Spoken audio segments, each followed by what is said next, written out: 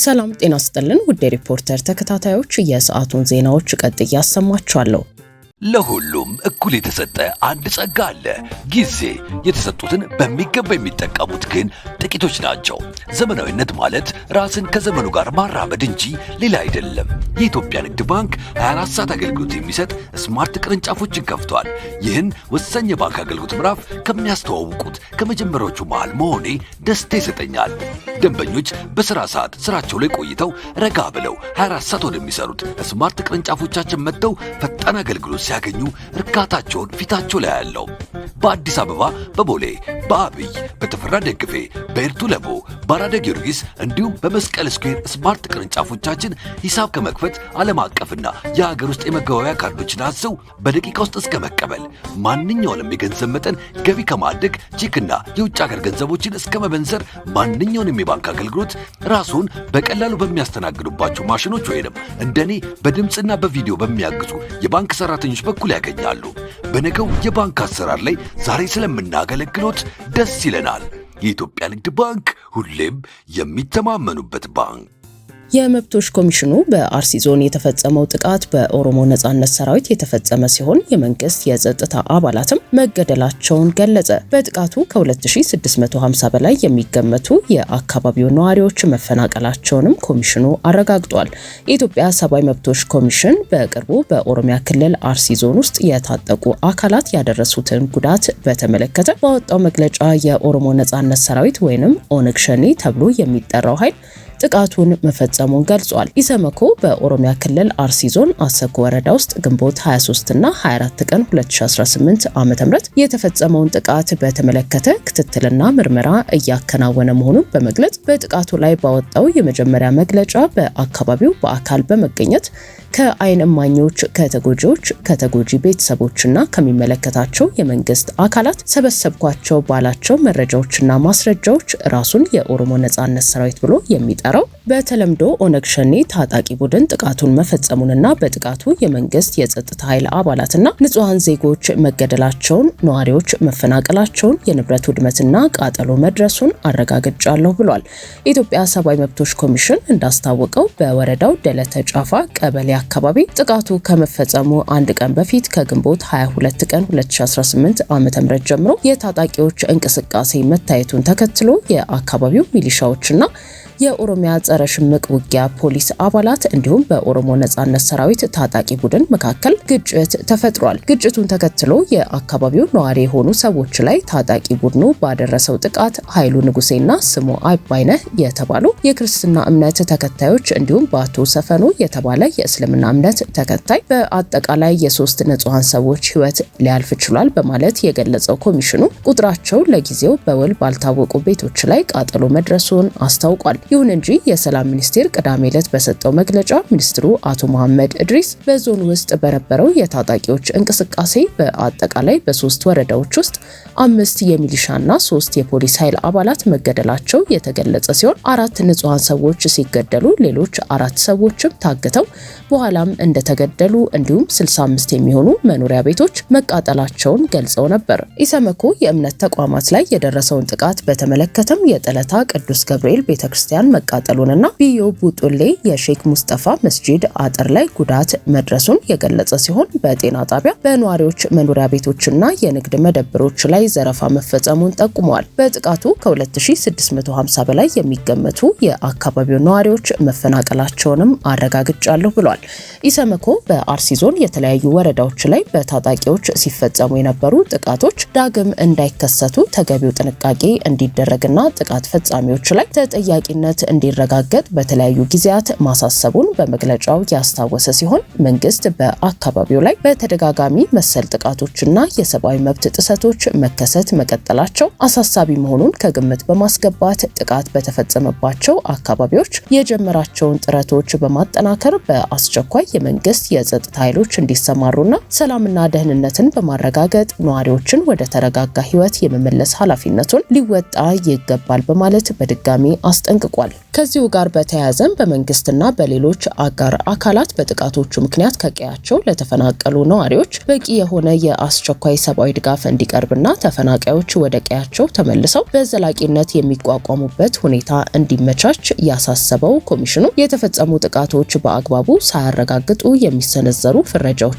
ቀስቀሳዎች ተጨማሪ ግጭት እንዲፈጠር የማነሳሳት እድላቸው ሰፊ በመሆኑ ማናቸውም ተቋማትም ሆኑ ግለሰቦች ከዚህ ድርጊት እንዲቆጠቡ ሲል ጥሪ አቅርቧል። የኢሰመኮ ዋና ኮሚሽነር ብርሃኑ አዴሎ በሲቪል ሰዎች ላይ የተፈጸሙት ሰብአዊ መብት ጥሰቶች አሳሳቢ መሆናቸውን በማስረዳት በማንኛውም ጊዜ የጸጥታ ስጋት ባለባቸው አካባቢዎች ሁሉ በቂ የጸጥታ ኃይሎች በመመደብና ተመሳሳይ ጥቃቶችን የመከላከል ስራ በመስራት የነዋሪዎች በህይወት የመኖር የአካል ደህንነትና የንብረት መብቶች ለአደጋ እንዳይጋለጡ እንዲያደርግ ተገቢውን ምርመራ በማካሄድ ተጠያቂነትን የማረጋገጥና ተጎጂዎችን ለመካስ እንዲሁም ለማቋቋም የሚያስችሉ እርምጃዎችን እንዲወስድ እንዲሁም ሁሉም አካላት ግጭት ቀስቃሽ ከሆኑ መግለጫዎችና ድርጊቶች እንዲታቀቡ ጠይቀዋል ተብሏል። ባሳለፍነው ሳምንት በኦርቶዶክስ እምነት ተከታዮች እንዲሁም በእምነት ተቋምና በህዝብ አገልግሎቶች ላይ ጥቃት መፈጸሙን ያስታወቁት የኦሮሚያ ክልል ኮሚኒኬሽን ቢሮ ኃላፊ አቶ ኃይሉ አዱኛ የሸኔ ሽብርተኛ ቡድን ያሉት ኃይል ምርጫውን ለማደናቀፍ ባደረገው ሙከራ በአሰኮ ወረዳ ጥቃት መፈጸሙን ተናግረው በወረዳው በንጹሃን ዜጎች በቤተክርስቲያን በጤና ተቋማትና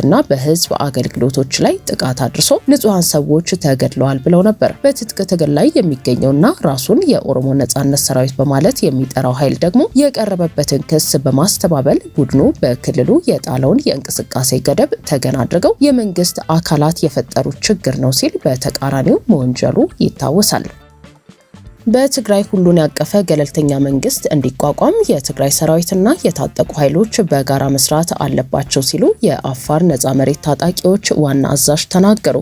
በአሁኑ ወቅት የትግራይ ሰላም ኃይል ወይንም የአፋር ነጻ መሬት ታጣቂዎች ዋና አዛዥ የሆኑት ብርጋዴር ጀነራል ገብረእግዚአብሔር በየነ ወይንም ወዳንጥሩ በትግራይ ክልል ያለውን ውስብስብ ቀውስ ለመፍታት በክልሉ ውስጥ ሁሉንም የፖለቲካ ኃይሎች ያቀፈ ገለልተኛ መንግስትና ገለልተኛ ሰራዊት መገንባት እንደሚያስፈልግ ገልጸዋል።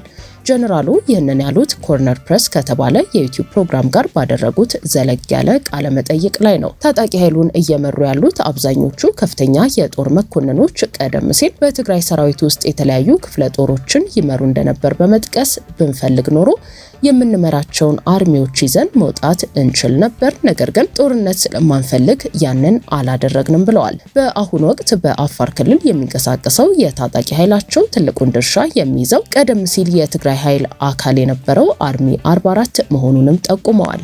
በአሁኑ ወቅት በትግራይ ውስጥ ካለው ሰራዊትና በአፋር ባለው ኃይላቸው መካከል ግጭት ከተቀሰቀሰ ከዚህ ቀደም በአንድ ክፍለ ጦር ስር የነበሩ ወጣቶች እርስ በርስ የሚጋጩበት እንደሚሆን ጀነራሉ አስገንዝበዋል። እኛ ይህ እንዲሆን አንፈልግም፣ ልክ እንዳለፈው ጊዜ አይነት መርዶ ለህዝባችን ማርዳት አንፈልግም ያሉት ዋና አዛዡ፣ ሆኖም ግን ታጣቂ ኃይሉ በአፋር ተቀምጦ በትግራይ ውስጥ ወጣቶች ሲታደኑና ህዝቡ ሲጨቆን እያዩ ዝም ማለት አግባብ እንደማይሆን ነው የተናገሩት። አሁን በትግራይ ያለው ሰራዊት ገለልተኝነቱን አጥቶ የሚዘርፍና የሚገድል ሆኗል ሲሉ የወቀሱት ብርጋዴር ጀነራል ገብረእግዚአብሔር በ2013 ዓ.ም ጦርነት ወቅት የኤርትራ ወታደሮች ቋንቋ ሳይበግራቸው ህዝብን ሲጨፈጭፉ ነበር በማለት አስታውሰው አሁን ያሉት የክልሉ ታጣቂዎችም በተመሳሳይ መልኩ ህዝብን የሚዘርፉና የሚጨፈጭፉ ከሆነ ልዩነት ስለሌላቸው ጠላት ናቸው ሲሉ ትችት ሰንዝረዋል። የህወሓት አመራሮች በአፋር የሚንቀሳቀሰውን የትግራይ ሰላም ኃይል ታጣቂ ባንዳ እያሉ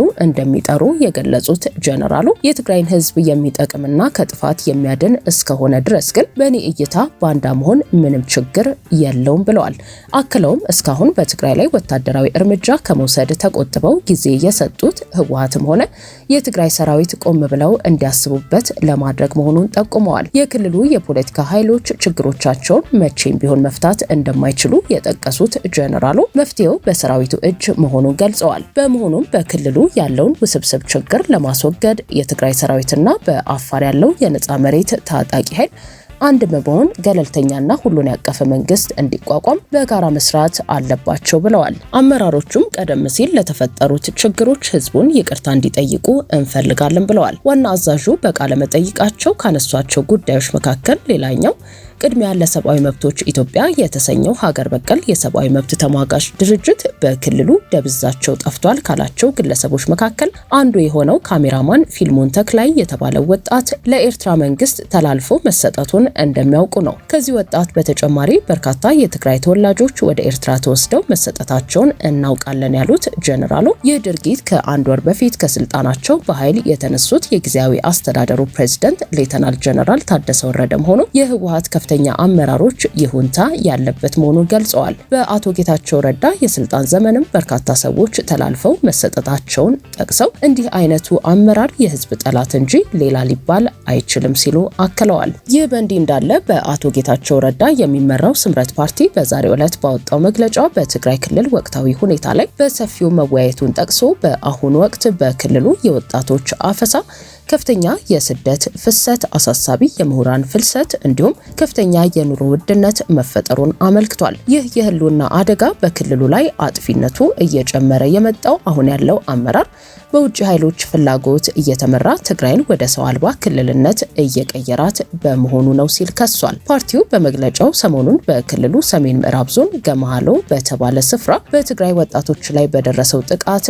ማዘኑን ገልጾ አመራሩ የራሱን ስልጣን ለማራዘም ሲል ጸረ ድሮን አለን፣ የፌዴራል መንግስት ተዳክሟል እያለ ህዝብን እያደናገረ ወደ ሞት እየማገደ ነው በማለት ከሷል። ችግሮች ሁሉ በሰላማዊ መንገድ እንዲፈቱና በትግራይ ለውጥና ዘላቂ ሰላም እንዲረጋገጥ ለውጥ ፈላጊው ማህበረሰብ ከፓርቲው ጎን ተሰልፎ ትግሉን እንዲያጠናክር ፓርቲው ጥሪውን አስተላልፏል። ጊዜያዊ አስተዳደሩን በማፍረስ ከአንድ ወር በፊት ወደ ስልጣን የተመለሰው በዶክተር ደብረጽዮን ገብረሚካኤል የሚመራው መንግስት ከሁለት ቀናት በፊት ባወጣው መግለጫ የፌዴራሉ መንግስት ቀደም ሲል በተጠቀሰው ስፍራ የድሮን ጥቃት መፈጸሙን ተከትሎ የሰራዊት አባላት ላይ ሞትና አካል ጉዳት ደርሷል በማለት መክሰሱ ይታወሳል። ግብጽና ኤርትራ በአፍሪካ ቀንድ ያለውን ቀጠናዊ የደህንነት ሁኔታና በቀይ ባህር ላይ ያለውን የባህር ላይ ደህንነት ትኩረቱን ያደረገ ውይይት ማድረጋቸው ተሰማ። ውይይቱ በዋናነት ግብጽ በአፍሪካ ቀንድ ያላትን ፖለቲካዊ ተሰሚነት ከፍ ለማድረግ ያለመችበት እንደሆነም ተነግሯል። የኤርትራው ፕሬዝዳንት ኢሳያስ አፈወርቂ ከግብጹ ፕሬዝዳንት አብዱልፈታህ አልሲሲ ጋር ለመወያየት ትላንት እሁድ ለ3 ቀናት ይፋዊ የስራ ጉብኝት ካይሮ መግባታቸው ከተነገረ ወዲህ ነው እነዚህ ጉዳዮች ላይ መወያየታቸው የተነገረው። የኤርትራው የማስታወቂያ ሚኒስትር የማነ ገብረ መስቀል ወሳኝ ሲሉም ውይይቱን ገልጸውታል። ውይይቱ በሁለቱ ሀገራት መካከል ያለውን የሁለትዮሽ ግንኙነት፣ የኢኮኖሚ ትብብርና ሌሎች የጋራ ተጠቃሚነት ባላቸው ዘርፎች ላይ ማጠናከርን ትኩረት ያደረገ እንደሚሆንም ነው የጠቆሙት።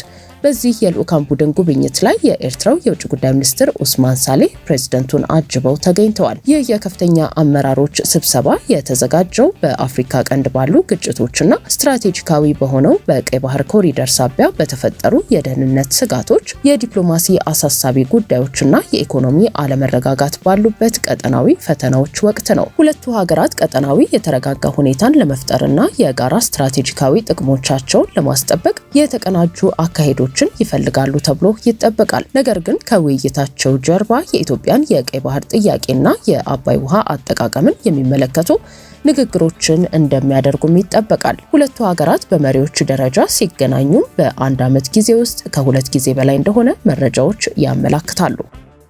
ውድ ሪፖርተር ተከታታዮች የሰዓቱ ዜናዎቻችን እነዚህ ነበሩ። ስላደመጣችሁን ከልብ እናመሰግናለን።